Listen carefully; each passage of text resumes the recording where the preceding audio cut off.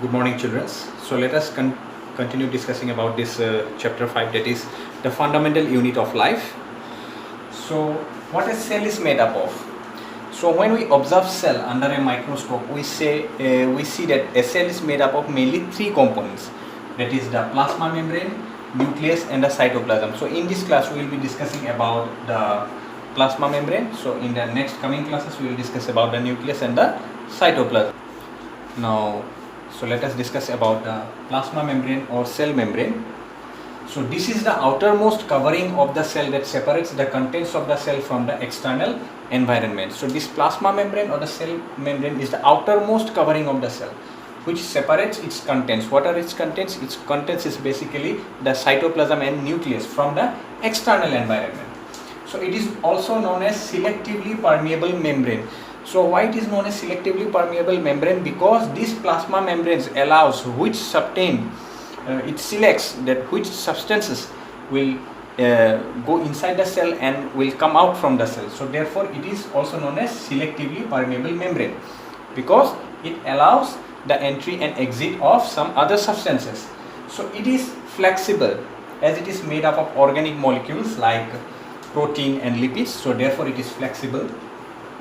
Its flexibility allows the cell to engulf food. So due to its flexibility, the cell is able to engulf food from the surrounding. So this process is known as endocytosis. So amoeba acquires food or engulfs food from its surroundings by this process. That is the process of endocytosis, as we can see in the picture, where the amoeba actually it's changing the shape of its plasma membrane to engulf food from the surrounding, and this process is known as endocytosis. Now movement of substances into a cell takes place through two processes, that is diffusion and osmosis. As we have already discussed in the previous topic, that the selectively permeable membrane allows the entry and exit of other substances inside the cell. So actually this transfer of substances occur through two process, so that is the diffusion and osmosis. So let's understand what is diffusion.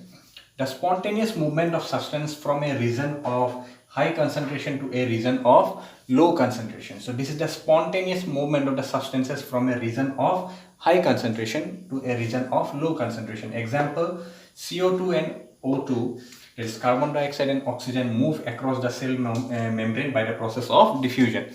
As we know that we inhale oxygen and exhale carbon dioxide, so therefore carbon dioxide, which is a cellular waste, it needs to be secreted from the cell. So it is secreted from the cell by this process of diffusion. How?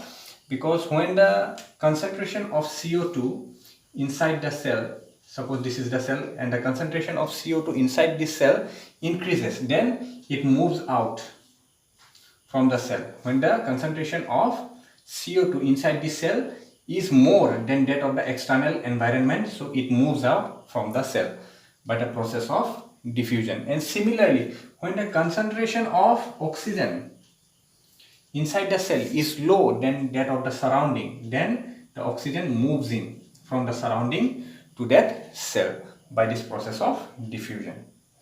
Then osmosis. The movement of water molecules through the selectively permeable membrane along the concentration gradient is called the osmosis. The movement of water molecules through the selectively permeable membrane along the concentration gradient is called osmosis. So that means in case of diffusion, so osmosis, it is a special case of diffusion. So in case of diffusion, all the substances move, that is move across the cell membrane. But in osmosis, only water molecules move across the cell membrane. So therefore this is a special case of diffusion. So it is therefore we have written that it is a special case of diffusion, and the plants take water through osmosis. So always remember that diffusion, in case of diffusion, all the substances move across the cell, but in case of osmosis, only water molecule moves across the cell.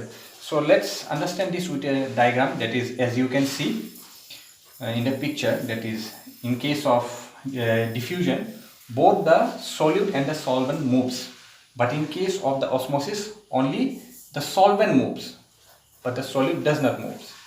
So therefore osmosis we can term it as the special case of diffusion. So let's understand about the different types of solution based on osmosis. The different types of solution based on osmosis. The first one is hypotonic solution. So what is hypotonic solution? So the medium, in case of hypotonic solution, the medium surrounding the cell has higher concentration of water than the cell. So in hypotonic solution, the medium surrounding the cell has higher concentration of water than the cell. Suppose if we take a cell and just insert it in a hypotonic solution, suppose this is the cell. So if we insert this cell in a hypotonic solution, so hypotonic solution, that means here in this case the concentration of water in the surrounding is more. So in the surrounding the concentration of water is high, but here inside the cell the concentration of water is low. As we know, according to the osmosis, these water molecules move from a region of higher concentration to a region of low concentration. So therefore these water molecules will move from this external environment towards this cell. That means it will go inside this cell, which is a region of low concentration. So after this there will be a that is the water molecules will move across the membrane, that means move across the plasma membrane in both directions. That means suppose this is the cell, some amount of water molecules will come out, again some amount of water molecules will go inside also. But since the concentration of the surrounding is more than that of the inside of the cell, so therefore more amount of water will go inside the cell than the amount of water that comes out from the cell. So resulting this cell swells and becomes bigger in size. So it will swell and become bigger in size. So that means when we take a cell and dip it in a hypotonic solution which has got a higher concentration of water than the cell, then the cell swells or it becomes bigger in case of hypotonic solutions. So this we can understand from this diagram, as we can see in the picture, that the amount of water which is going inside the cell is more than the amount of water which is coming outside from the cell. As a result, the cell becomes bigger or it swells up in size. The second type of solution is the isotonic solution. So in case of isotonic solution, the medium surrounding the cell has exactly same water concentration as that of the cell. That means the medium which is surrounding the cell has same amount of water concentration as that of the cell. Suppose this is the cell. So the amount of concentration of water inside this cell and that of the external environment is same. The concentration is same. So it is not high, it is not low. Okay, both are same. So what happens if we take a cell and dip in a isotonic solution? In that case, so water crosses in both the direction. So water crosses in both the direction. That is H2O, it is going inside this cell, and similarly some amount of H2O is coming outside from this cell.